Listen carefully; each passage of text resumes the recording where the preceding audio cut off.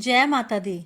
नवरात्रि में भूलकर भी ये 9 गलतियां मत करना, वरना माता रानी नाराज हो सकती है। नवरात्रि में बहुत लोग भक्ति तो करते हैं, दीपक जलाते हैं, व्रत भी रखते हैं, लेकिन अनजाने में कुछ ऐसी गलतियां कर बैठते हैं जो शास्त्रों में वर्जित बताई गई हैं। कहा जाता है कि इन गलतियों से भक्ति का फल कम हो जाता है, और इसलिए आज की इस वीडियो में मैं आपको बताने जा रही हूँ नवरात्रि की 9 ऐसी गलतियां जो भक्तों को भूलकर भी नहीं करनी चाहिए। नवरात्रि माँ दुर्गा की उपासना का सबसे पवित्र समय माना जाता है। इन 9 दिनों में भक्त पूजा, व्रत और साधना के माध्यम से माता रानी को प्रसन्न करने का प्रयास करते हैं, लेकिन कई बार जानकारी के अभाव में कुछ ऐसी बातें हो जाती हैं जो नहीं करनी चाहिए। तो आइए जानते हैं नवरात्रि में किन बातों का विशेष ध्यान रखना चाहिए। गलती 1, घर में झगड़ा। नवरात्रि का समय शांति और सकारात्मक ऊर्जा का समय माना जाता है। यदि इन दिनों घर में झगड़ा, गाली गलौज या क्रोध हो तो पूजा का वातावरण प्रभावित होता है।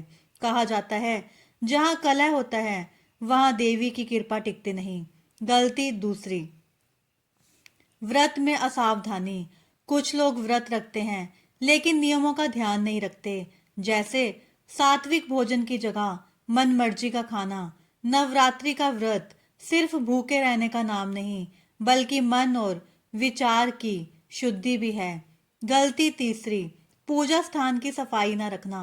जहाँ माता की स्थापना हो वहाँ साफ सफाई का विशेष ध्यान रखना चाहिए। कहा जाता है कि पवित्र स्थान पर ही देवी का वास होता है। गलती 4, दीपक बुझने देना। नवरात्रि में बहुत लोग अखंड ज्योत जलाते हैं। यदि दीपक जलाया है तो उसका ध्यान भी रखना चाहिए कि वह बुझने ना पाए। दीपक श्रद्धा और भक्ति का प्रतीक माना जाता है।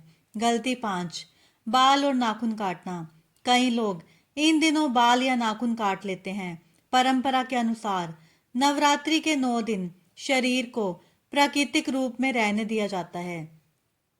गलती 6, अपमान या बुरा बोलना। यदि कोई व्यक्ति इन दिनों किसी का अपमान करता है या कटु वचन बोलता है तो माना जाता है कि वह स्वयं अपनी साधना को कमजोर कर देता है। गलती 7, कन्या पूजन की अवहेलना।